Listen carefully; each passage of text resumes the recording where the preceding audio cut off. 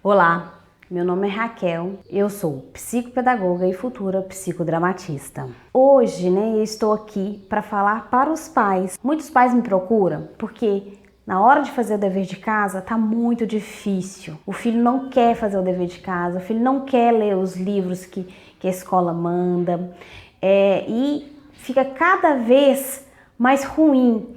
Tem pais que descrevem este momento em que o filho está fazendo o dever de casa como o pior momento do dia.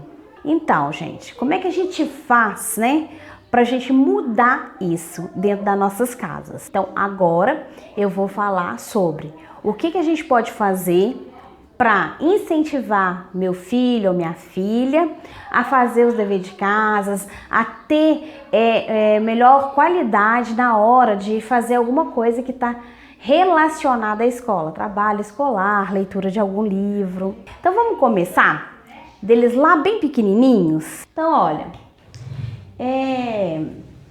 eu gosto muito, tá vendo, de contar história. Aí eu sempre deixo aqui uns livrozinhos que eu gosto. E a história, gente, ela tem que estar... aqui tem uns livros e tal. A história, pessoal, ela tem que estar de acordo com a idade da pessoa, Então, se eu for contar a história para uma criança de 1 ano, eu vou contar um tipo de história. Se eu for contar uma história para uma criança de 4 é outro tipo, de 6 é outro tipo de história e por aí vai. Até que seu filho fique já emancipado na leitura e mesmo que tiver, o filho já saiba ler e tal, é legal ter esse momento de contação de história, de leitura. Por quê? Na hora que eu estou contando história, eu vou trabalhar muitas coisas. Se eu tiver com um livro na mão, vou pegar esse aqui que eu amo, tá? Uma notinha sozinha não faz canção. Estou lendo para criança e ela tá percebendo que eu estou sentindo prazer em ler, ela já vai ter um espelho, de que, nossa, é prazeroso ler. Quando eu estou contando história, vou fazer uma simulação aqui, como se fosse uma criança de 4 anos e eu tô contando essa história aqui, ó. Uma notinha sozinha não faz canção. Aí eu vou. Uma notinha sozinha não faz canção, de Maria Inês Rezende. Aí eu vou falar, nossa, eu amo esse livro. Esse livro me lembra. Aí eu vou falar, do que é que me lembra e tal.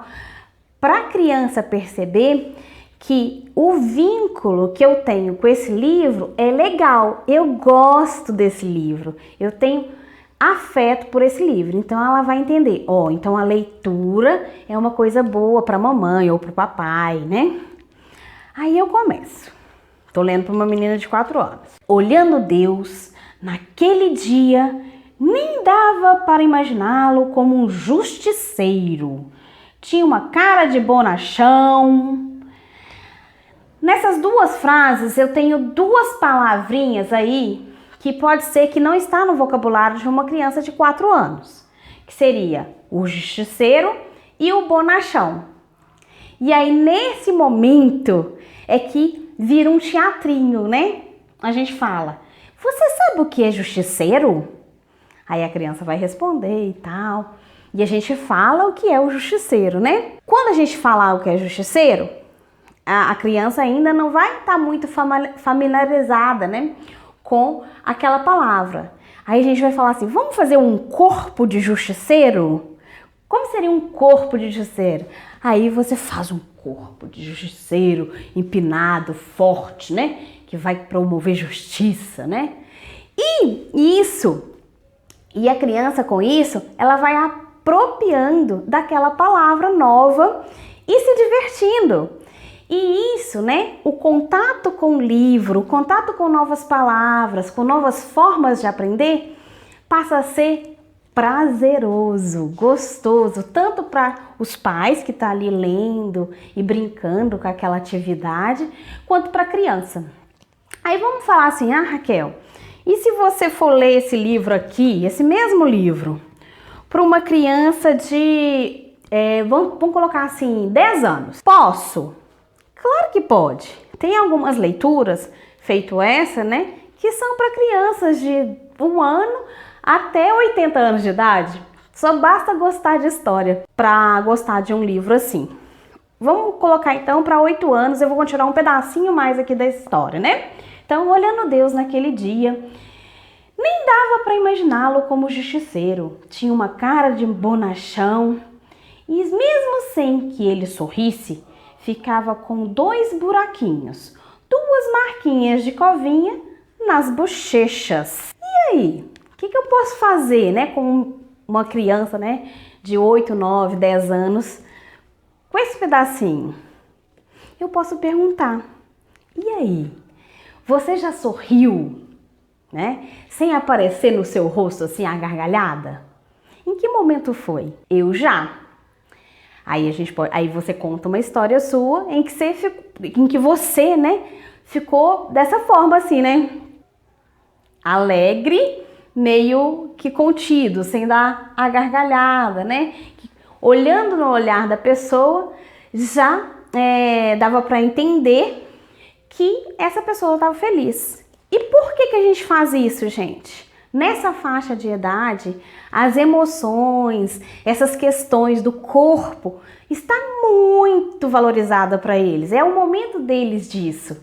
E se a gente fala também do nosso corpo, liga ao livro, faz eles questionarem sobre isso, o que eu ganho com isso? Você ganha a afinidade com o seu filho, com a sua filha, ele vai te falar desses momentos dele, você fala dos seus, e ele vai crescer no vocabulário e também no conhecimento do corpo dele e das reações humanas. Então é isso, gente. Eu dei aqui mais ou menos o que a gente pode fazer com o mesmo conteúdo, né, com o mesmo livro, para alguns tipos de idade. Só que tudo isso aqui, né, que eu acabei de falar para vocês, ele só vai funcionar se realmente, né, o ambiente da leitura, o ambiente da contação de história for um ambiente gostoso e prazeroso para as duas partes. Então, senhores pais, senhoras mães, na hora que vocês forem, né, pegar um livro para contar uma história, para ler uma história, ou nem pegar um livro, só contar uma história, que seja num ambiente, num momento de vocês prazerosos também. Não faz isso 15 minutos antes de você ir para o trabalho, porque você está aflito, você precisa de cumprir com os seus compromissos. Dedique, né, esse tempo, esse momento de uma forma inteira. É legal você poder ler para o seu filho, né, contar uma história, interagir com as histórias e com esses conteúdos todos os dias? É legal. Mas o mais importante de tudo isso não é a quantidade de vezes que você vai fazer, é a inteireza da sua ação. É você estar de verdade naquele momento com seu filho, interagindo com aquela história, com aquele livro e produzindo junto com eles um tanto de outras histórias, possibilidades de relação com conteúdos, com histórias, com convivência, né, do dia a dia de cada um, do seu filho e a sua. É super rico. Eu indico, gente, para crianças bem pequenininhas, tem vários tipos, que é tipo esse aqui, ó, uma história por dia. Ele dá para você contar história para criança, esse tipo de livro, de 1 ano e meio até mais ou menos os 7 anos. Dá para utilizar esse tipo de livro, uma história por dia. Que aí é aquela leitura, né, do boa noite, né, o beijinho da boa noite, uma leiturinha curta. Não precisa ser momentos longos, tá? O que é importante é que seja um momento de qualidade, que você esteja inteiro naquela história e proporciona essa inteireza para o seu filho. Ah, mas você não falou, Raquel, lá no início desse vídeo, que a gente precisa cuidar da relação da criança com o dever de casa? Pois é, eu dei esse exemplo mais detalhado um pouquinho, né, de como é uma leitura dependendo da idade.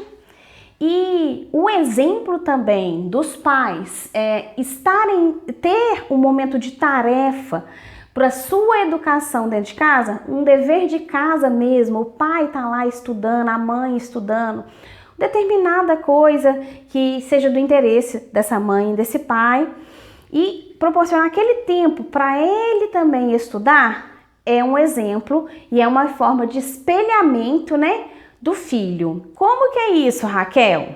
Eu não gosto de estudar, eu não quero estudar, não é do meu interesse estudar.